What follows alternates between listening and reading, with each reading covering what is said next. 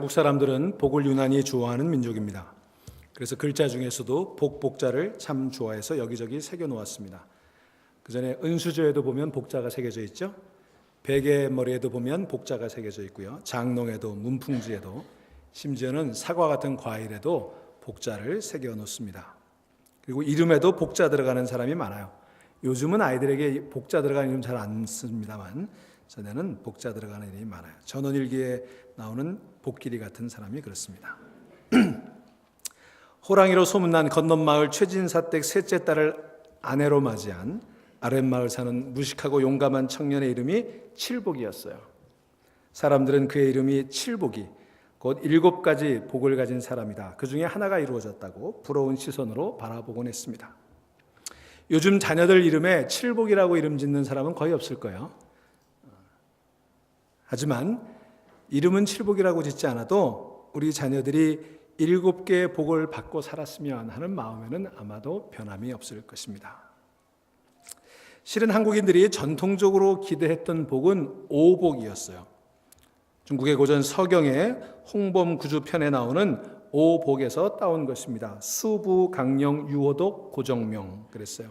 수라고 하는 건 목숨 숫자, 오래 사는 것, 또 부자가 되는 것, 강령, 평안한 것, 유호덕, 남에게 덕을 쌓는 것, 그리고 고종명은 오래 살다가 죽을 때 편안하게 깨끗이 죽는 것, 이것을 오복이라고 하곤 했습니다. 그래서 옛날에 집을 새로 지으면 이제 상냥식을 하고 그 대들보에 그 상냥시간은 연월 일시를 적어놓은 다음에 그 밑에다가 하늘의 3가지 빛에 응하여 인간 세계엔 오복을 갖춘다라는 뜻을 가진 응천상지 삼광 비인간지 오보, 이런 글을 써놓곤 하는 것이 전통적인 관례가 되기도 했었습니다. 자, 이 서경에 나오는 오복을 조금 바꿔서 사람들이 생각하기도 했어요. 이가 좋은 것, 치아가 좋은 것이 오복 가운데 하나다, 그렇게 얘기하기도 했고요. 유호덕, 남에게 덕을 베푼다는 그 유호덕 대신에 자식을 많이 보는 것이 오복 중에 하나다, 그래서 자손중다를 넣기도 하고, 또는 부부가 오래 같이 사는 것이 오복 가운데 하나다, 그래서 부부해로를 오복에 넣기도 했었습니다. 또 복에 대한 기대와 해석이 다양해서 오복을 이렇게 얘기하는 사람도 있어요. 부모복, 동기복, 처복, 자식복, 재물복.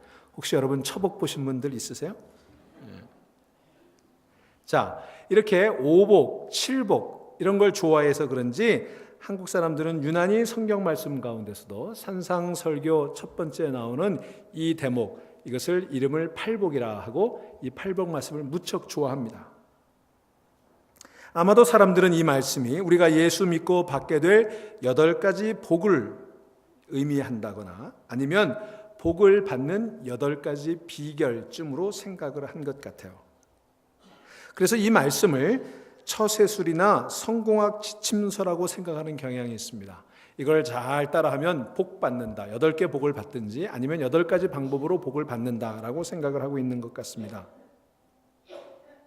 그런데 여러분, 사실은 우리가 성경을 굉장히 좋아하면서도 정작 성경을 진지하게 묵상하지 않아요. 이 팔복 말씀을 여러분이 좋아하는 것이 그 증거입니다. 사실은 이 말씀을 조금만 진지하게 들여다보면 이 말씀은 처세술이나 성공학 교과서들이 말하는 것과는 거리가 완전히 멀어요. 오히려 그 반대를 얘기합니다. 이 팔복대로 하다가는 여러분 절대로 성공할 수 없어요. 절대로 처세술에 성공할 수가 없습니다. 지지난주에 살펴본 팔복의 첫 번째 말씀은 마음이 가난한 자는 복이 있다, 그것이었습니다. 적어도 우리 현대인들에게 마음이든 육체든 경제적인 것이든 가난한 것이 복으로 인정받기는 어렵지 않습니까? 누가 솔직히 가난해지려고 하겠습니까? 천국이 저들의 것이라고 약속하지만 천국이 전부 가난한 사람들, 마음이 가난한 사람들 모여 사는 곳이라면 여러분 정말 가고 싶으세요?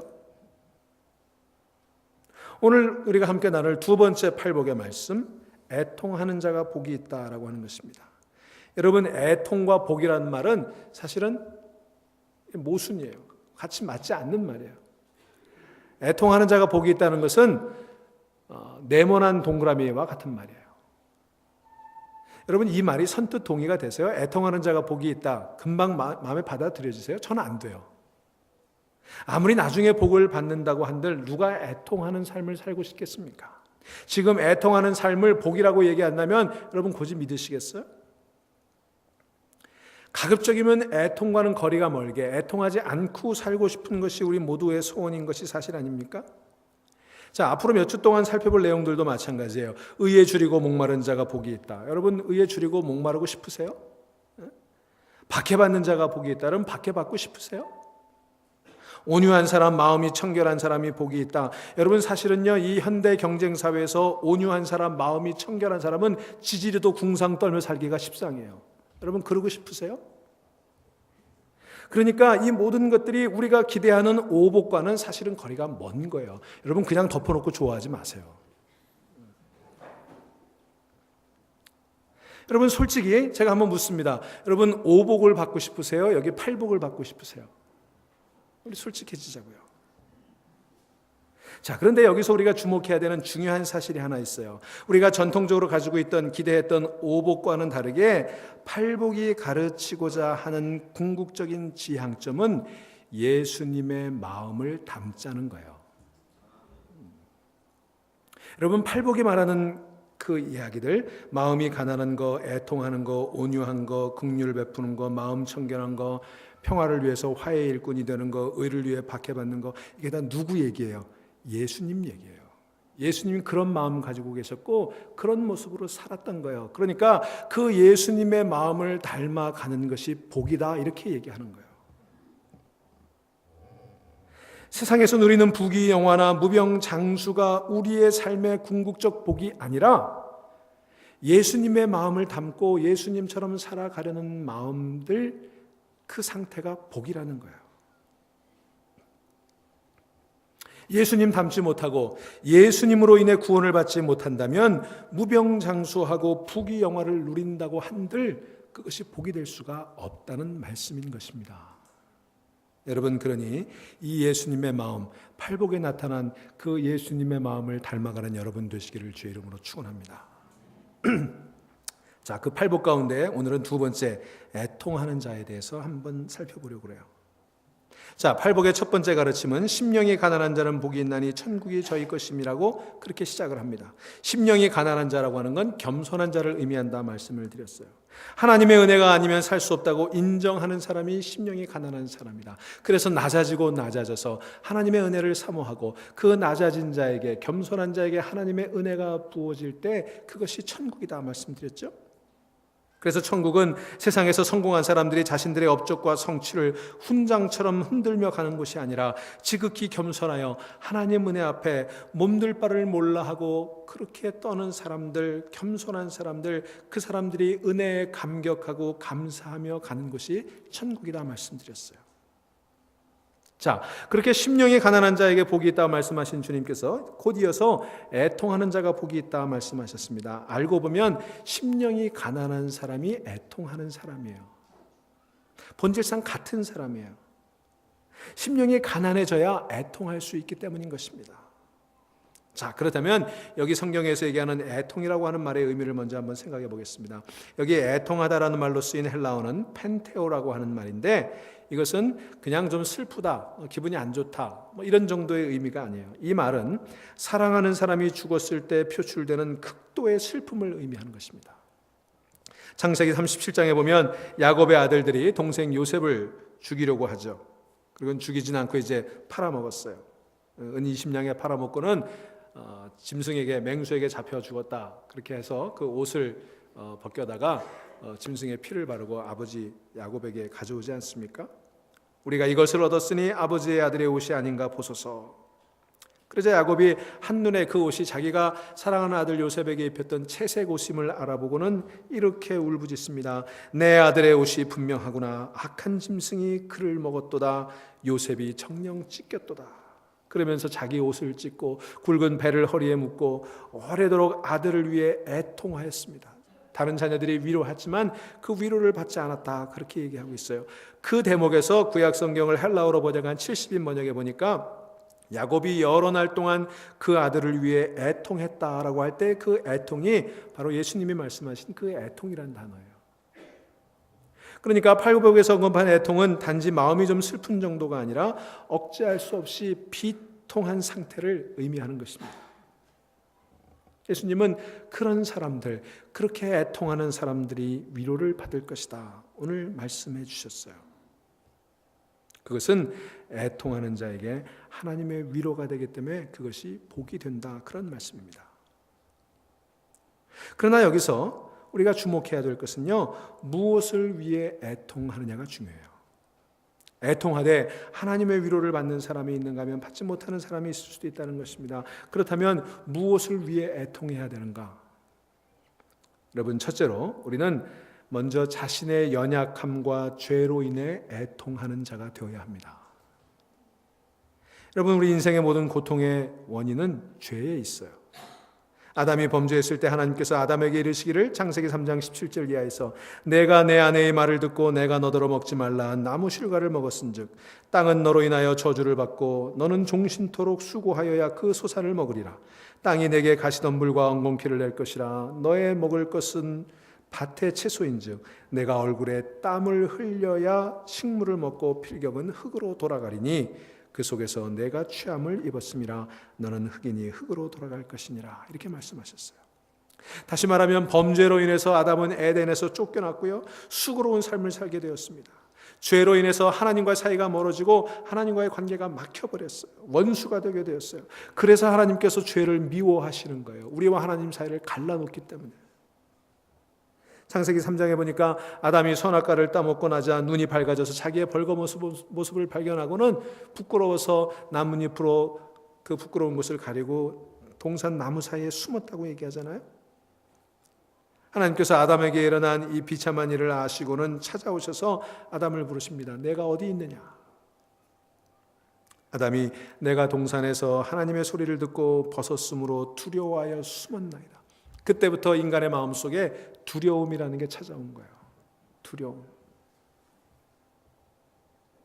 그러자 하나님이 이렇게 말씀하십니다. 누가 너의 벗었음을 내게 고하였느냐? 내가 너더러 먹지 말라 명한 그 나무의 실과를 내가 먹었느냐? 하나님 너무 안타까우셨던 거예요. 그 아름다운 에덴 동산을 만들어 놓으셨는데 죄로 인해서 그 에덴을 빼앗기게 된 그 현실이 너무 가슴 아프셨던 거예요. 그런데도 아담은 자기의 범죄를 시인하기보다는 하나님이 주셔서 나와 함께 하신 여자, 그가, 그렇게 얘기해요. 불과 몇 시간 전만 해도, 불과 며칠 전만 해도 내 살 중에 살이요 내 뼈 중에 뼈라고 얘기했던 그 여인을 향해서 하나님이 주신 저 여자가 그 나무의 실과를 내게 주므로 내가 먹었나이다, 변명으로 일관했어요. 여러분 한번 생각해 보세요. 만일 아담이 그때 자기의 죄를 깨닫고 하나님 앞에 죄를 고백했다면 하나님께서 용서해 주시지 않았을까요? 너 이 녀석 내가 하지 말라는 거 했으니까 너 용서할 수 없어, 너 쫓겨나야 돼, 이렇게 말씀하셨을까요? 그렇지 않았을 거예요. 하나님께서는 죄를 자백하는 그를 용서해 주셨을 거예요. 그런데 아담은 회개하지 않습니다. 아담이 자기 범죄에 대해서 애통히 여기지 않았기 때문에 그래요. 사랑하는 교회 여러분, 우리가 살면서 연약한 인간이기에 죄 많은 세상 가운데 살기에 죄를 전혀 짓지 않고 살 수는 없지만 죄 짓는 것을 가볍게 여겨서는 안 되는 거예요. 그걸 애통해 할 줄 알아야 되는 거예요. 여러분, 아담의 예를 통해서 볼 수 있듯이 죄는 무서운 거예요. 어느 정도 무서운 거냐면 우리에게 죄가 죽음을 가져다 줬어요. 영적인 죽음뿐만이 아니라 육신의 죽음도 죄로 인해 우리 가운데 온 거예요. 그러나 우리가 애통하는 마음으로 죄를 자백하고 회개하면 하나님의 용서를 받게 되는 줄로 믿습니다. 그러므로 우리는 죄의 유혹에 쉽게 넘어지는 자신의 연약함에 대해 애통하는 마음을 가져야 합니다. 우리의 타락한 상태에 대해서 애통하는 마음을 가져야 되는 거예요. 그래서 시편 6편의 시인은 노래합니다. 내가 탄식함으로 곰핍하여 밤마다 눈물로 내 침상을 띄우며 내 요를 적시나이다. 자기의 죄로 인해서 눈물을 얼마나 흘렸는지 그 눈물 때문에 침상이 둥둥 떠다녔다는 거예요. 자기가 범죄한 사실에 대해 그만큼 가슴을 치며 탄식하고 잠을 이루지 못하고 눈물로 회개했던 것입니다. 이러한 철저한 회개가 우리에게도 있어야 될 줄로 믿습니다. 여러분, 그러므로 여러분의 죄로 인하여 애통하십시오. 저 시몬 베드로를 보십시오. 마지막 만찬석상에서 그는 제자들이 보는 앞에서 다 주를 버릴지라도 나는 언제든지 버리지 않겠나이다 호언장담하지 않습니까? 그때 주님께서 내가 진실로 내게 이르노니 오늘 밤 닭 울기 전에 네가 나를 3번 부인하리라 말씀하셨어요. 그러자 내가 주와 함께 죽을지언정 주를 부인하지 않겠나이다 장담했던 그 시몬 베드로는 그날 밤 제사장의 관저 뜰에서 여종과 하인들이 보는 앞에 3번이나 주님을 모른다고 부인했습니다. 바로 그때 닭이 울었습니다. 그는 닭이 울기 전 내가 나를 3번 부인하리라 하신 주님의 말씀이 생각났어요. 밖으로 뛰쳐나가 심히 통곡했습니다.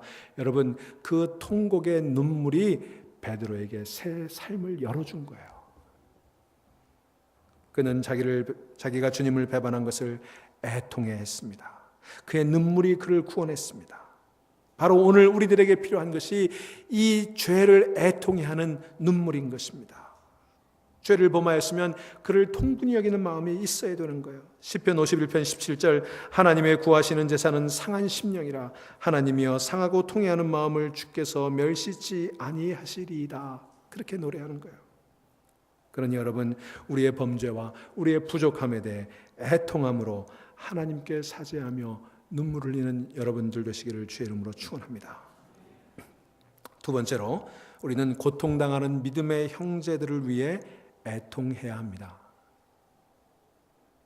성경은 우리에게 즐거워하는 자들로 함께 즐거워하고 우는 자들로 함께 울라고 로마서 12장에서 말씀하세요. 짐을 서로 나누어 질 때 비로소 주 안에서 한 형제가 된다고 말씀하시는 것입니다. 우리가 형제가 믿음이 연약해서 자주 넘어지고 신앙생활을 못하는 것을 보고 대신 애통해하는 사람이 되어야 되는 거예요. 왜 저거밖에 못하냐고 정죄하는 게 아니라 그럴 수밖에 없는 그를 애통해하는 마음으로 내가 대신 회개해 줘야 되는 거예요. 믿음이 약해서 주님의 뜻대로 살지 못하는 형제를 위해 대신 기도하고 회개하는 것이 형제 사랑을 실천하는 가장 귀한 일이에요. 여러분, 사도 바울은 고린도 교회에 보낸 편지에서 이렇게 쓰고 있습니다. 고린도후서 11장 28절 날마다 내 속에 눌리는 일이 있으니 잠잘 때마다 자기를 짓누르는 게 있다는 거예요. 그게 뭐냐면 곧 모든 교회를 위하여 염려하는 것이라. 교회를 위해 염려하는데 보세요. 그 다음에 뭐라고 얘기하는지 누가 약하면 내가 약하지 아니하냐. 누구 약한 사람이 있다면 나조차도 약해진다는 거예요. 그 믿음이 약한 사람 때문에 내가 아프다는 거예요. 누가 실족하면 내가 애타지 아니한터냐. 실족한 사람 때문에 자기가 애탄다는 거예요. 여러분, 우리 믿음의 사람들에게 있어야 될 태도가 그거예요. 믿음이 연약한 사람 왜 저렇게밖에 못해? 왜 신앙생활이 저 모양이야? 정죄하지 마세요. 그 모양 그 꼴로 신앙생활 하다가는 벌 받는다, 지옥 간다 이런 얘기 좀 하지 마세요. 그 믿음 없음을, 그 신앙 없음을 여러분이 대신 아파해주고 대신 간구해 주세요. 로마서 8장이 얘기하잖아요. 우리가 말할 수 없는 탄식으로 기도하지 못할 때 성령께서는 우리를 정죄하지 않으시고 우리를 위해 대신 탄식하며 기도해 주시는 게 성령이에요. 우리도 그렇게 해야 되는 거예요. 여러분, 같은 목장 식구가 신앙생활에 열심히 내지 못하는 것을 보면 아파하고 기도해 주는 게 하나님이 보시기에 기쁜 거예요. 그리고 형제가 시련을 만나 고통하는 것을 보면 내일 아니니까 내가 관여할 바 아니라고 말하는 것이 아니라 그가 처한 어려움을 이해하고 같이 동병상련의 마음을 느끼고 기도해 줘야 되는 거예요. 여러분, 욥의 세 친구가 욥이 비극을 당했다는 얘기를 듣고 위문차 찾아옵니다. 욥의 형편이 너무나 비참한 것을 보고는 위로는커녕 욥이 필경 무서운 죄를 범했기 때문이라고 생각하는 거예요. 그래서 욥에게 추궁합니다. 네가 그동안 참 믿음 생활 잘하는 줄 알았더니 네 속에 죄가 있었던 모양이야. 그러니 하나님이 너를 벌하시지. 그러니 잘 생각해봐. 그리고 빨리 회개해. 그래야 하나님 용서해 주실 거야. 욥을 위로하기는커녕 그의 아픈 상처에 소금을 부벼넣고 불처럼 타오르는 그의 마음에 기름을 부어버렸습니다. 여러분, 그건 올바른 태도가 아니에요. 그냥 아파해 줘야 되는 거예요. 여러분, 구약성경에 보면 아브라함이 조카 롯이 사는 소돔성에 하나님의 심판을 받게 되었다는 것을 알게 되었을 때 그는 하나님을 찾아가 엎드립니다. 그거 쌤통이다. 좋은 땅 찾아가더니 망하게 되었구나. 그렇게 생각하지 않았어요. 저 이방 족속 소돔 사람들을 위해서 그가 하나님 앞에 찾아갑니다. 그리고는 이렇게 간구합니다. 주께서 의인과 악인을 함께 멸하시려나이까. 그 성중에 의인 50인이 있을지라도 주께서 그곳을 멸하시고 그 50의인을 위하여 용서치 아니하시리이까. 주께서 이같이 하사 의인을 악인과 함께 죽이심은 불가하오며 의인과 악인을 균등히 하심도 불가하니이다. 세상을 심판하시는 이가 공의를 행하실 것이 아니니까. 여러분, 얼마나 당돌하게 하나님 앞에 따지는지 몰라요. 그러자 하나님이 말씀하시죠. 내가 만일 소돔 성중에서 의인 50을 찾으면 그들을 위하여 온 지경을 용서하리라. 근데 아브라함이 생각해 보니까 50이 너무 많은 것 같아요. 그때부터 밀당이 시작이 되는 거예요. 밀고 당기기. 45명, 40명, 30명, 20명. 마침내 마지막으로 하나님 눈치를 보며 아브라함이 이렇게 얘기합니다. 주는 노하지 마옵소서. 내가 이번만 더 말씀하리이다. 거기서 10인을 찾으시면 어찌하시려나이까. 마지막까지 그 성을 포기하지 않고 하나님과 씨름하며 하나님과 밀고 당기며 그 성을 위해서 애쓰는 거예요. 그러자 하나님께서 그의 마음을 아셨는지 내가 10인을 인하여도 멸하지 아니하리라 말씀하셨어요. 여러분, 이런 마음이 있어야 되는 거예요. 저놈들 망해버려라. 그게 아니라 마지막까지 그 성을 붙들고 그 성을 구하기 위해 애쓰는 마음, 안타까워하는 마음이 있어야 되는 거예요. 그게 바로 형제를 위해 애통하는 마음인 것입니다. 사랑하는 여러분, 우리는 애통하는 이들을 위해 우리가 대신 간구해 줘야 돼요. 믿음이 연약한 이들을 위해 대신 애통해 줘야 되는 거예요. 질병으로 고생하는 이들의 아픔을 이해하고 병 낫기를 위해 기도해 줘야 되는 거예요. 나는 신유의 능력이 없다고 말씀하지 마세요. 애통하는 마음이 신유의 능력입니다. 그래서 예수님은 병 고칠 때마다 안타까운 마음으로 고치셨어요. 그들의 고통을 마음속 깊숙이 느끼셨어요. 그래서 예수님이 불쌍히 여겼다, 애통했다고 하는 마음, 그 마음이 예수님 마음이에요. 그 마음을 성경에서는 위장이라고 하는 말과 동일한 단어를 쓰고 있어요. 같은 어근에서 나온 거예요. 무슨 말이에요? 예수님 병자들을 볼 때마다, 불쌍한 백성들을 볼 때마다 애간장이 녹은 거예요. 창자가 끊어지는 것 같은 그런 아픔을 느끼셨던 거예요. 여러분, 이런 예수님의 마음이 여러분 가운데 있기를 주의 이름으로 축원합니다. 그게 애통하는 자의 복이에요. 세 번째로, 우리는 더 나아가서 이 지구상에 고통당하는 사람들을 위해서도 애통하는 자가 되어야 합니다. 우리의 관심의 폭을 내 자신, 내 가족, 내 교회를 넘어서서 온 세상으로 확장시켜 나가야 되는 것입니다. 여러분, 하나님께서는 믿는 우리가 할 수 있는 한 많은 사람들을 위해 기도하기를, 애쓰기를 원하세요. 여러분, 예레미야 선지자를 한번 보십시오. 그의 별명이 눈물의 선지자 아니었습니까? 그것은 그가 자기 동족을 위해 애통하는 사람이었기 때문이에요. 단지 내 가족, 내 식구들만이 아니었어요. 그는 온 민족을 품고 그들을 위해 애통하는 사람이었어요. 예레미야 9장 1절에 보니까 이런 말씀이 있습니다. 그가 말하기를 어찌하면 내 머리는 물이 되고 내 눈은 눈물 근원이 될고 그렇게 되면 살육당한 딸 내 백성을 위하여 주야로 울리로다. 내 백성을 위해서 울기 위해 내 머리가 온통 물로 가득 찼으면 좋겠다. 그래야 내 눈에서 눈물이 쏟아져 나올 거 아니냐. 그 눈물을 보시고 하나님이 이 백성들 용서해 주실 거 아니냐. 그 마음을 가졌던 거예요. 그래서 그는 날마다 울고 다녔어요. 오죽하면 그의 별명이 눈물의 예언자예요.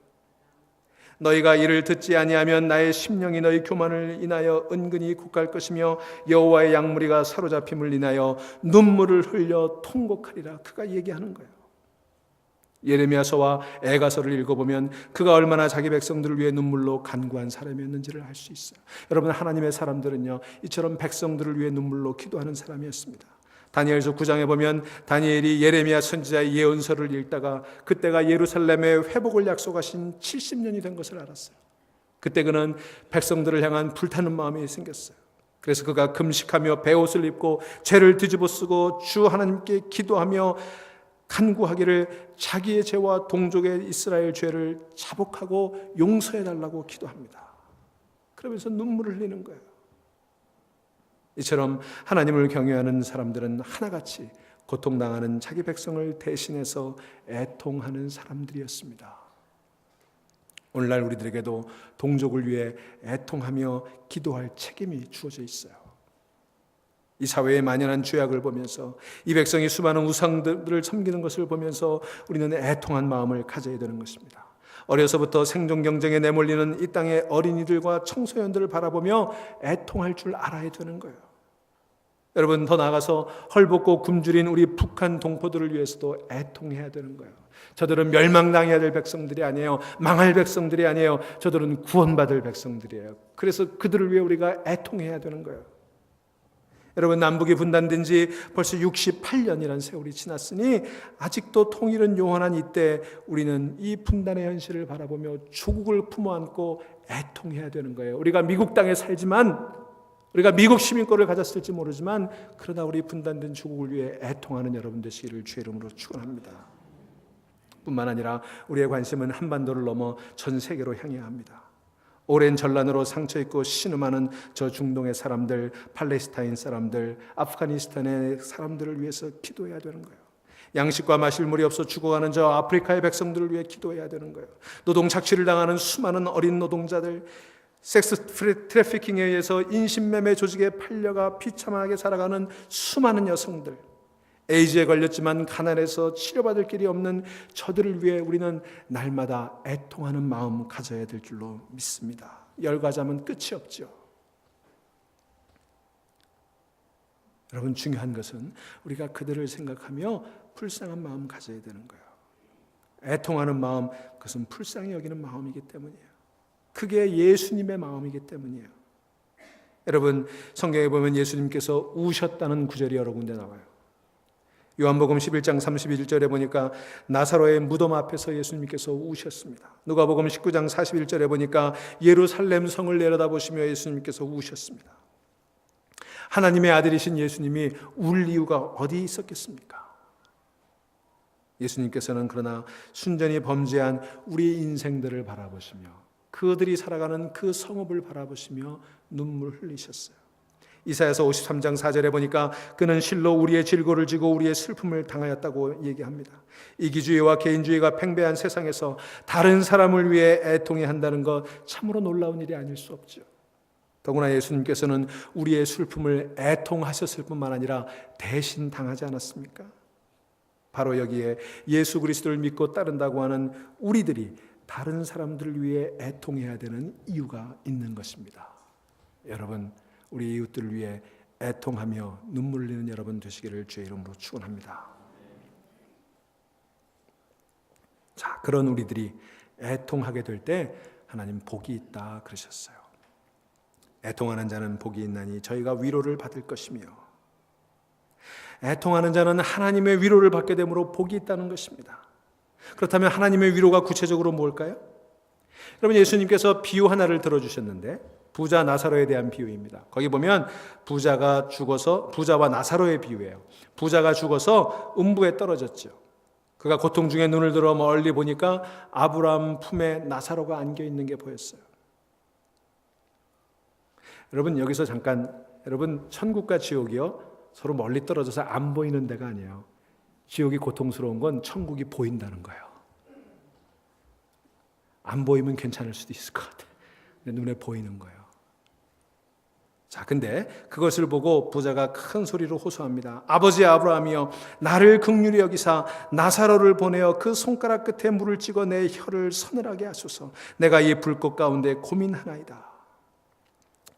여러분, 이 부자는 세상에서 오복을 누리며 살던 사람이었어요.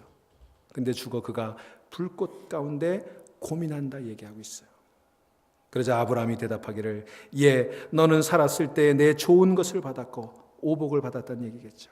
나사로는 고난을 받았으니 애통했다는 얘기예요. 이것을 기억하라. 이제 저는 여기서 위로를 받고 너는 거기서 고민을 받으리라.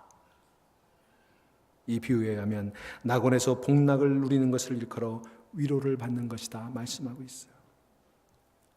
하나님께서는 우리가 이 땅에서 당한 모든 고난에도 불구하고 영원한 낙원에서 우리를 위로하게 되실 줄로 믿습니다. 이런 위로가 우리 마음속에 있다면 어떠한 슬픔도 너끈히 이겨낼 수 있는 건 아니겠어요? 실제로 사도 바울은 고린도후서 1장 3절로 6절에서 이같이 증언합니다. 찬송하리로다. 그는 우리 주 예수 그리스도의 하나님이시요 자비의 아버지시요 모든 위로의 하나님이시며 우리의 모든 환난 중에서 우리를 위로하사 우리로 하여금 하나님께 받는 위로로서 모든 환난 중에 있는 자들을 능히 위로하게 하시는 이시로다. 그리스도의 고난이 우리에게 넘친 것 같이 우리의 위로도 그리스도로 말미암아 넘치는도다. 우리가 환난 받는 것도 너희의 위로와 구원을 위함이요 혹 위로받는 것도 너희의 위로를 위함이니 이 위로가 너희 속에 역사하여 우리가 받는 것 같은 고난을 너희도 견디게 하느니라 그랬어요. 여기 위로라는 말이 수없이 많이 나오죠. 그가 위로받을 수 있고 위로할 수 있었던 것, 그것은 하나님의 위로가 그 안에 있었기 때문에 그래요. 하나님께서 주시는 위로가 얼마나 크고 풍성한지 사도 바울 자신이 극심한 환난 중에서 있으면서도 환난당한 사람을 위로할 수 있었다는 거예요. 여러분, 이런 위로가 여러분 가운데 있기를 바랍니다. 만일 다른 사람이 이와 같은 하나님의 위로를 받을 수 있다면 스스로 목숨을 끊는 그런 어리석은 우를 범하지는 않지 않겠습니까? 하나님의 위로가 물밀듯이 우리 마음속에 차고 넘치기 때문에 마음이 불안하거나 우울한 생각이나 낙심, 좌절 따위는 사라질 수 있지 않겠어요? 하나님의 위로는 우리 안에 있는 온갖 부정적인 감정을 다 물리치고도 남음이 있기 때문인 것입니다. 또 사도 바울은 고린도후서 7장에서 이런 말씀을 합니다. 내가 너희를 향하여 하는 말이 담대한 것도 많고 너희를 위하여 자랑할 것도 많으니 내가 우리의 모든 환난 가운데서도 위로가 가득하고 기쁨이 넘치는도다. 그는 환난 속에서도 위로를 깨달았던 사람이에요. 우리가 마게도니아에 이르렀을 때에도 우리 육체가 편치 못하고 육체적으로 상당히 고통스러웠어요. 사방으로 환난을 당하여 밖으로는 다툼이요 안으로는 두려움이라. 그게 사도 바울의 지금 상태예요. 그의 circumstances예요. 그러나 비천한 자들을 위로하시는 하나님이, 그가 비천에 있었지만 그를 위로하시는 하나님이 디도의 옴으로 우리를 위로하셨으니 저의 온 것뿐 아니요 오직 저가 너희에게 받은 그 위로로 위로하고 너희의 사모함과 애통함과 나를 위하여 열심히 있는 것을 우리에게 고함으로 나를 더욱 기쁘게 하였느니라. 여기 보면 고린도 교회가 디도를 위로했고 그 디도가 지금 바울을 위로하고 있는 거예요. 그 하나님의 위로를 깨달은 사람들이 서로 성도의 교제를 통해 함께 위로를 주고받고 있는 거예요. 여러분, 이게 교회인 줄로 믿으시기를 바랍니다. 우리 교회 안에는 이런 위로가 가득 차야 되는 거예요. 그러니 사랑하는 교회 여러분, 우리가 애통할 때 하나님께서 하나님 위로를 베풀어 주신다는 사실을 믿으시기를 바랍니다. 우리가 우리의 죄로 인해 애통할 때 사죄의 은총을 베풀어 주시는 거예요. 소자야 내 죄사함을 받았느니라 말씀하시는 하나님의 음성을 들려주십니다. 우리가 형제를 위하여 애통할 때 하나님께서 그 형제에게 은혜를 주셔서 믿음 위에 굳게 세워주시며 당면한 위기에서 건져주십니다.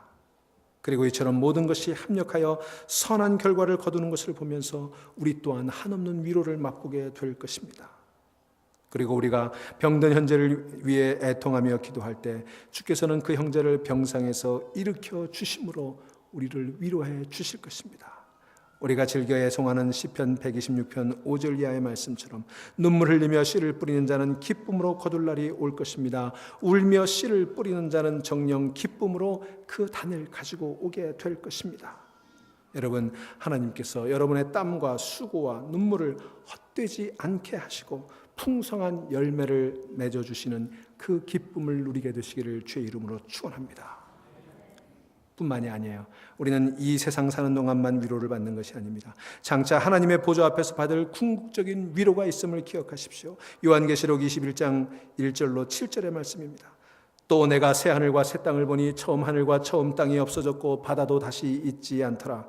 또 내가 보매 거룩한 성 새 예루살렘이 하나님께로부터 하늘에서 내려오니 그 예비한 것이 신부가 남편을 위하여 단장한 것 같더라. 내가 들으니 보좌에서 큰 음성이 나서 가로되 보라, 하나님의 장막이 사람들과 함께 있음에 하나님이 저희와 함께 거하시리니 저희는 하나님의 백성이 되고 하나님은 친히 저희와 함께 계셔서 모든 눈물을 그 눈에서 씻기심에 다시 사망이 없고 애통하는 것이나 곡하는 것이나 아픈 것이 다시 있지 아니하리니 처음 것들이 다 지나갔음이러라. 보좌에 앉으시니가 가라사대 보라, 내가 만물을 새롭게 하노라 하시고 또 가라사대 이 말은 신실하고 참되니 기록하라 하시고 또 내게 말씀하시되 이루었도다. 나는 알파와 오메가여 처음과 나중이라. 내가 생명수 샘물로 목마른 자에게 값없이 주리니 이기는 자는 이것들을 유업으로 얻으리라. 나는 저의 하나님이 되고 그는 내 아들이 되리라. 그러니 여러분, 지상에서 우리가 누리는 위로는 영원한 하나님 나라에서 받을 위로에 대한 맛보기쯤으로 생각하시면 되는 거예요. 다시 말해서 애통하는 사람은 천국에서 누릴 위로를 다시 맛보게 될 것이라는 사실입니다. 그런데 여러분, 제가 지난 새벽에 여기까지 설교를 준비하고 잠이 들었어요. 그리고 아침에 일어나서 이제 깨어서 마무리 또 교회 나올 준비를 해야 되는데 몸이 너무 피곤해. 그래서 침대에서 벌떡 일어나지 못하고 뭉기적거리고 오늘 해야 될 설교 말씀을 머릿속에 이렇게 묵상하고 있는데, 그때 하나님께서 제 마음에 이런 마음을 주셨어요. 한 목사, 오늘 설교가 너무 교과서적인 거 아니야?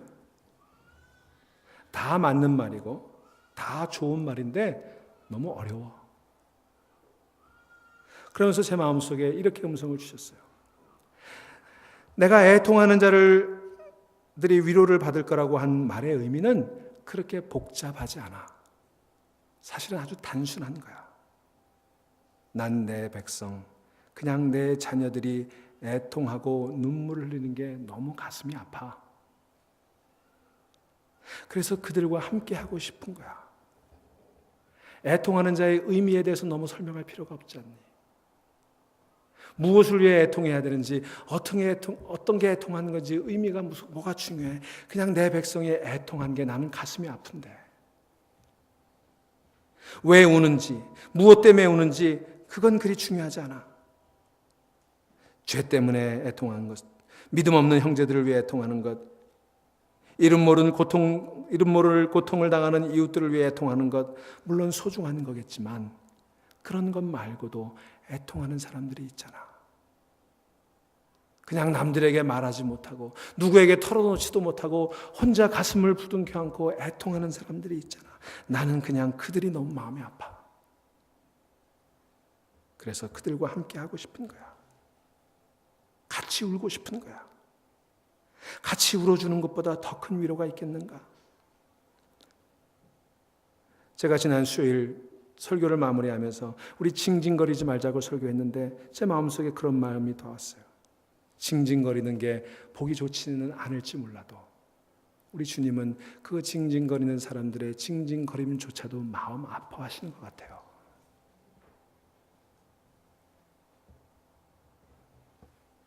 그러면서 주님 제 마음에 계속 말씀하셨습니다. 한 목사 늘 설교하지, 사랑은 우산을 씌워주는 것만이 아니라 오히려 같이 비를 맞고 걸어가는 것이라고. 난 그 말이 참 좋아. 위로라는 말의 의미가 뭔가? 같이 비를 맞고 걸어가는 거 아닌가? 그때 제 머릿속에 그 위로라고 하는 말의 헬라어의 의미가 떠올랐어요. 헬라어로 위로라고 하는 말은 같이, 곁에라고 하는 전치사와 부르다라고 하는 동사가 결합된 단어예요. 그렇지. 위로는 다른 게 아니라 곁에서 불러주는 거지. 애통하는 자에게 위로가 있다는 말은 우리가 애통할 때, 우리가 눈물을 흘릴 때, 그때 주님이 내 곁에서 내 이름을 불러주시는 거예요. 저는 순간 깜짝 놀랐습니다. 우리 주님은 우리가 애통할 때 그 이유가 무엇이든, 그 원인이 무엇이든 그냥 우리와 함께 울어주시는 거예요. 우리 곁에서 내 이름을 불러주시는 거예요.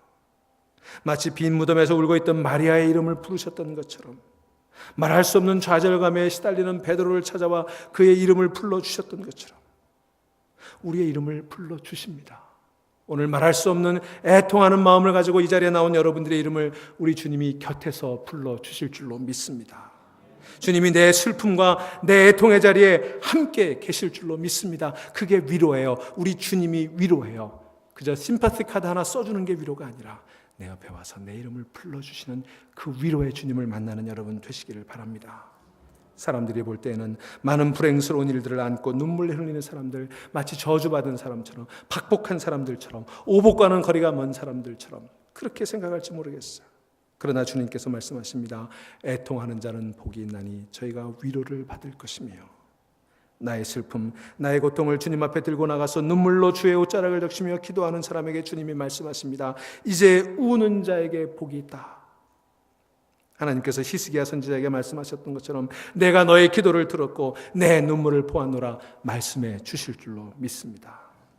여러분이 어떤 이유로 애통하고 있든 무슨 일 때문에 가슴 아파하고 있든 여러분이 하나님 앞에 엎드려 울 때 그 울음을 저주로 생각하지 마십시오. 옆에서 울고 있는 누군가의 울음을 저주로 생각하지 마십시오. 그 울음을 복없는 사람, 박복한 사람의 눈물로 여기지 마십시오. 주님은 그 눈물을 보시고 그 애통하는 자를 찾으셔서 말씀하십니다. 애통하는 자는 복이 있나니 저희가 위로를 받을 것임이니라. 묵상하시겠습니다.